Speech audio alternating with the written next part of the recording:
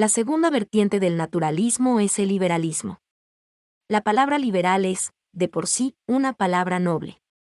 Santo Tomás llamaba liberal al hombre desprendido, dadivoso, pero ello poco tiene que ver con aquella corriente ideológica. Sobre este tema no hemos leído nada mejor que el libro del cardenal Louis Bello llamado uno error del liberalismo. Allí se dice que la libertad a que se refieren los liberales no es precisamente aquella de que tratan los metafísicos, es decir, la facultad del libre albedrío, sino la facultad de obrar sin ninguna coerción exterior que impida su autónoma expansión. Y entienden por coerción todo vínculo que coarte o restrinja la libertad de cualquier modo, a tal punto que la medida ideal del hombre no se encuentra sino en aquel estado asocial en el cual reinase la sola ley del individualismo puro y perfecto. La libertad es lo único que se busca, porque todas las cosas existen desde la libertad, por la libertad y para la libertad. Contra ella atentan todos los vínculos, sean ellos religiosos, familiares, corporativos o políticos. Es consecuencia lógica, por lo tanto, que el liberalismo en los hechos deba, o negarse a sí mismo, o avanzar hacia la disolución de toda sociedad distinta del Estado, no deteniéndose nunca en su nefanda obra de destrucción o pulverización, hasta reinar sobre mónadas perfectamente desconexas, y meramente aglomeradas, al modo como se aglomeran los granos de trigo en una parva. Bello detalla los atentados perpetrados por el liberalismo. La primera sociedad afectada, instituida por Dios mismo, autor de la naturaleza, es la sociedad doméstica o familiar. El liberalismo pretende de toda forma y con todo empeño, destruir a la familia y sacarla de en medio. La destruye, ante todo, en su fundamento, el matrimonio indisoluble, que se opone claramente a la libertad tal como la entienden los liberales. Comenzarán por reducirlo a la condición de mero contrato, sancionado por la autoridad civil. Luego se pasará al divorcio legal, y no sin cierta lógica, ya que lo que se liga por la autoridad de la ley civil, también por la autoridad de la misma ley puede rescindirse. Finalmente, del divorcio legal se llegará al libre concubinato, en el cual se alcanza la plenitud de los principios, con lo que no quedará ya más vestigio de la familia que el que se da entre los animales. Impresiona este análisis de Bello, al ver cómo se ha ido aplicando punto por punto. Pero el atentado no se reduce a la familia, agrega el cardenal. El liberalismo atacó también a las corporaciones de artesanos, reunidos en el ejercicio del mismo oficio, bajo determinadas leyes y estatutos, que ligaban a los obreros casi connaturalmente.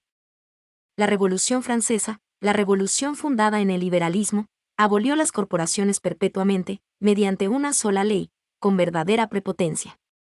Y el pretexto fue siempre el mismo: la libertad del individuo debe ser conservada en toda su integridad.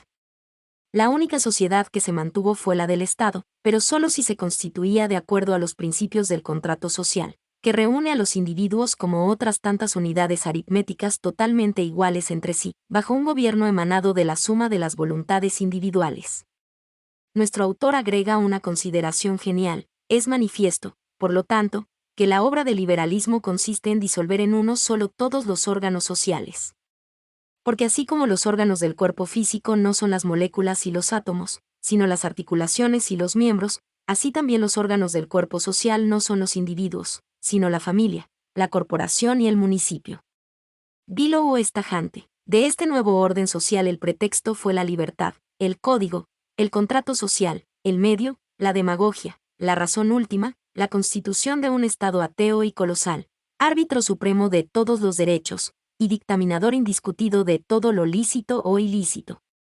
A ello apunta todo lo demás: la destrucción de la familia, de las corporaciones, de las libertades municipales o provinciales, para que solo quede al final la potestad restante del Estado impío, sin cuyo imperio no puede nadie mover ni manos ni pies, en todo el ámbito del universo.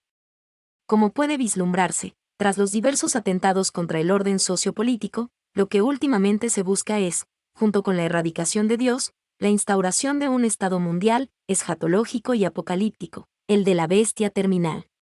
No en vano dijo Jules Ferry, político francés del siglo pasado: queremos organizar una humanidad que pueda prescindir de Dios. Y Georges Clemenceau, de este siglo: desde la Revolución estamos en rebelión contra la autoridad divina y humana, con la que hemos arreglado de un solo golpe una terrible cuenta el 21 de enero de 1793.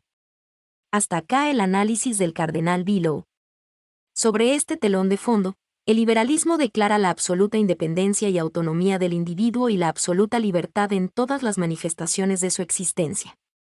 Igualmente considera que la ciencia y el arte, la economía y la técnica, el derecho y el Estado, la educación y la política son esferas totalmente autónomas, no sujetas a ninguna crítica proveniente de instancias morales o religiosas. Reclama, asimismo, absoluta libertad para la prensa, el cine, el teatro, la televisión, la diversión, el uso del tiempo libre, los centros de entretenimientos, con el derecho de ofrecer aquellos periódicos y espectáculos que le produzcan al organizador una ganancia abundante y a los lectores y asistentes los placeres que apetecen. El poder político, como nos lo dijo Bilow más arriba, ya no procederá de lo alto, de Dios, fuente de toda autoridad, sino de abajo, de la voluntad del hombre, de pactos sociales, de sufragios multitudinarios. Es cierto que tales instancias pueden contribuir exteriormente a la concreción de un poder determinado, pero no constituyen su origen metafísico. El poder, o escribe Pie, no es algo que tiene su raíz abajo. No, como la luz, como la inteligencia, como la gracia, como todo lo que la tierra recibe del cielo, el poder viene y no puede no venir sino de lo alto. Y así se ha suprimido la noción del Estado cristiano, de la ley cristiana, del príncipe cristiano. El liberalismo moderno proclama la secularización absoluta de las leyes, de la educación, del régimen administrativo, de las relaciones internacionales y de toda la economía social, como el principio dominante de la sociedad nueva, de esta sociedad emancipada de Dios, de Cristo y de la Iglesia. El error naturalista, que se refracta en la política, busca ser considerado como un dogma social, como ley de los estados, como principio regulador del mundo moderno. Y así, el edificio del naturalismo filosófico espera su coronamiento del naturalismo político. Llamo con este nombre al sistema según el cual el elemento civil y social no hace referencia sino al orden humano y no tiene relación alguna de dependencia respecto del orden sobrenatural. Hay en todo esto una cierta lógica. Si se rechaza para el individuo la posibilidad o al menos la existencia del orden revelado como un absurdo alienante o una mentira interesada, no se ve por qué el hombre social tendría que estar más sujeto a ese orden que el hombre privado. Cualquier influencia de la religión sobre la política implica una usurpación, una tutela humillante, una traba al libre desarrollo de las fuerzas de la sociedad. En última instancia, lo que proclama el liberalismo es el divorcio entre la libertad y la verdad. Pero una vez que se ha quitado la verdad al hombre, y escribe el Papa en su última encíclica, es pura ilusión pretender hacerlo libre. En efecto, verdad y libertad, o bien van juntas o juntas perecen miserablemente. N. 90. No en vano ha dicho el mismo Jesucristo, la verdad os hará libres, ya en 8:32. El hombre del naturalismo pretende ser el hombre nuevo, un hombre hecho sobre los escombros de la visión trascendente, que se encierra en el reducto de su propia naturaleza, frustrando así todo impulso hacia lo alto. De este modo, el naturalismo se revela como la antítesis misma del cristianismo. El misterio central del cristianismo es la encarnación del Verbo. Dios se hace hombre, sin dejar de ser Dios, para que el hombre se haga Dios, sin dejar de ser hombre. El fin del cristianismo no es sino la elevación del hombre al orden sobrenatural. Decía el cardenal Pie que si se quiere buscar la primera y la última palabra del error contemporáneo, se advertirá con evidencia que lo que se llama espíritu moderno no es sino la reivindicación del derecho a vivir en la pura esfera del orden natural. Y el cristianismo es, en su esencia, completamente sobrenatural, es la elevación, el éxtasis, la deificación de la naturaleza creada. Cerrándose el misterio de la encarnación del Verbo, al misterio del descenso que se hace ascenso, oponiéndose a la adopción divina del hombre, el naturalismo busca herir al cristianismo no solo en su fuente sino en todas sus derivaciones, rechazando la penetración de lo sobrenatural en el orden natural. Por eso, como dice Pie, el naturalismo, hijo de la herejía, es mucho más que una herejía, es el puro anticristianismo. La herejía niega uno o varios dogmas, el naturalismo niega que haya dogmas, y que pueda haberlos. La herejía expulsa a Dios de tal o cual porción de su reino, el naturalismo lo elimina del mundo y de la creación. El hombre moderno es un hombre rusoniano, un hombre que se cree naturalmente bueno, a 1000 leguas del concepto cristiano del hombre, criatura hecha a imagen de Dios, caída y redimida. Porque según la idea cristiana, el hombre no es solo naturaleza, al modo de las piedras, los árboles, los animales, ni siquiera es la parte más sublime de la naturaleza.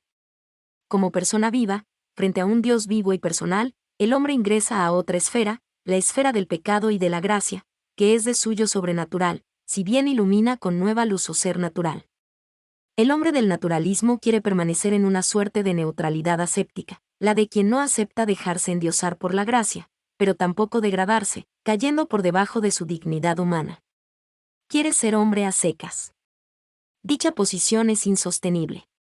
Porque el hombre está hecho para el éxtasis, para salir de sí. Si no sale de sí hacia lo alto, elevándose por la gracia, saldrá de sí hacia lo bajo, degradándose en la animalidad. El mismo Cristo nos describió magníficamente este envilecimiento del hombre en la parábola del hijo pródigo, donde el hijo menor, que quiso correr la aventura de la libertad sin límites, la aventura del naturalismo, en el abandono de su vínculo y condición filial, acabó vacío de sí mismo, y apacentando cerdos, es decir, acabó animalizado.